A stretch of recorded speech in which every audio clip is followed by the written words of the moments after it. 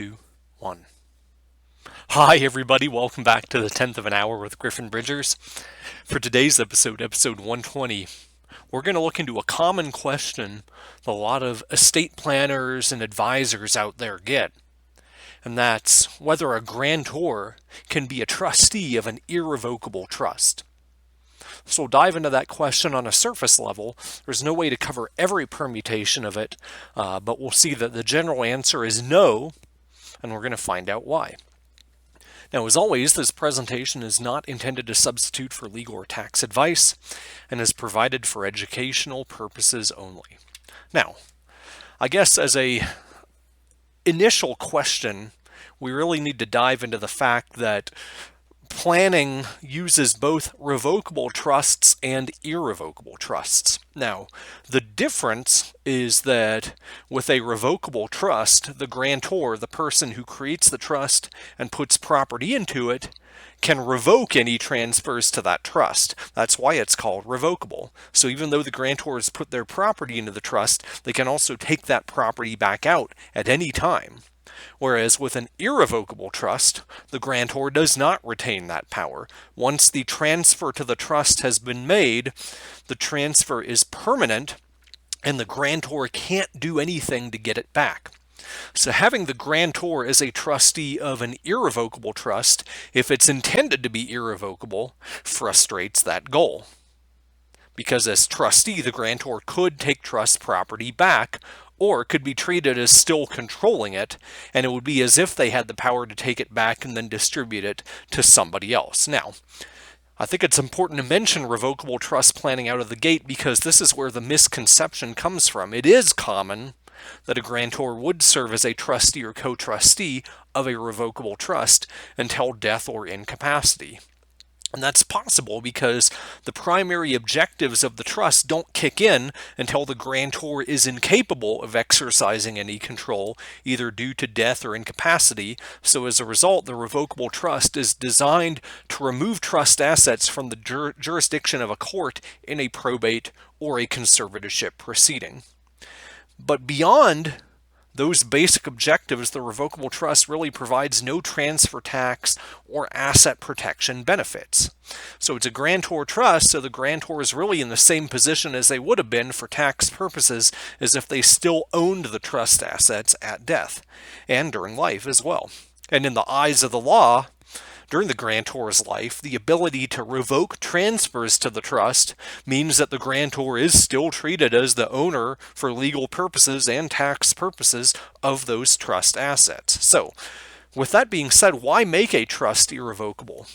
Now, this isn't necessarily an all-inclusive list, but these are the common reasons to have a revocable trust. A lot of them are tax-based. Some of them are asset protection based, and some of them may just be related to just reassurance for trust beneficiaries. So for one, you can remove the appreciation of assets from the gross estate and lock in the use of the applicable exclusion or the GST exemption for down the road.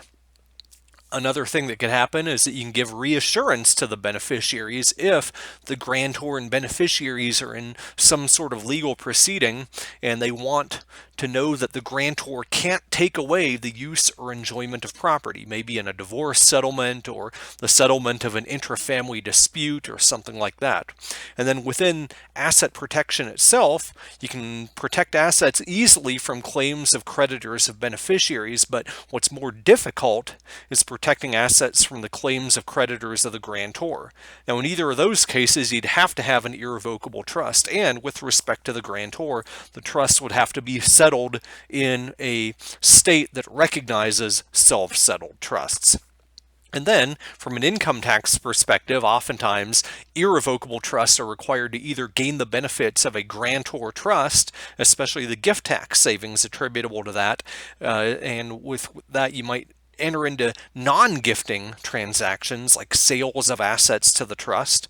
And then finally, you might be able to achieve income tax savings through the use of a non-grantor trust. Maybe, as I mentioned, by changing the source of state income with trusts, or by stacking tax benefits amongst several taxpayers which would otherwise be related, such as the 199A deduction or the QSBS stock exemption. So, when you have a grantor as an irrevocable trust trustee, many of those objectives are frustrated or avoided because the grantor as trustee, even though they're bound by a fiduciary capacity, still has the ability to change the possession or enjoyment or use of the trust property. So that general theme applies across tax and asset protection and reassurance of the beneficiaries. So from a tax perspective, a lot of the transfer tax issues, especially with respect to the estate tax, could possibly be avoided if, for example, you limit distributions to an ascertainable standard. So there's a lot of practitioners out there that say a grantor could be a trustee and not necessarily retain an interest in the trust if that grantor's trustee is bound by a HEM standard. But some add that the state law of the trust must also require distributions to be enforceable by a beneficiary. So if the state law provides that even with a HEMS distribution, the trustee could distribute nothing to that beneficiary, then the grantor may fail that small carve-out. And from an asset protection perspective as well, a creditor can often treat a grantor's power, whether it's a fiduciary or non-fiduciary power, to exercise withdrawal rights, distribution rights, or appointment rights that grantor holds.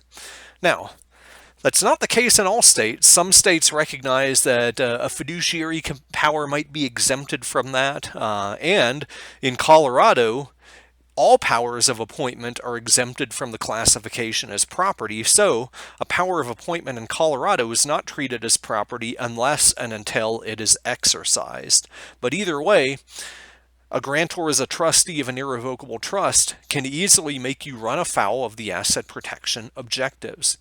And then, with an income tax ruling or from an income tax perspective, a grantor's trustee will make the trust a grantor trust in most cases, which frustrates the income tax planning objectives if you didn't want a grantor trust, and removes some flexibility to make it a non-grantor trust in the future, so long as the grantor is serving as trustee. And then finally, remember our overarching goal: if we throw tax out the window, if we throw asset protection out the window, if we want to give reassurance to the beneficiaries that the grantor doesn't control the trust assets anymore, maybe as part of a settlement, then the grantor can't be trustee. It's not a good idea.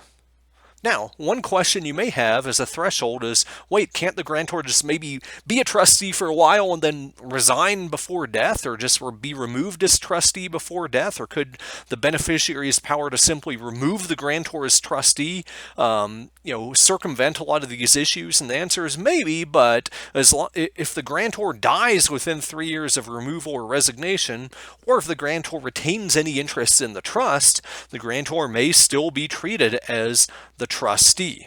So, resignation or removal doesn't necessarily fix these issues. There's kind of a throwback maybe to when the grantor was serving as trustee, and it depends on what angle you're attacking the trust, whether it's from a tax attack or from an asset protection attack.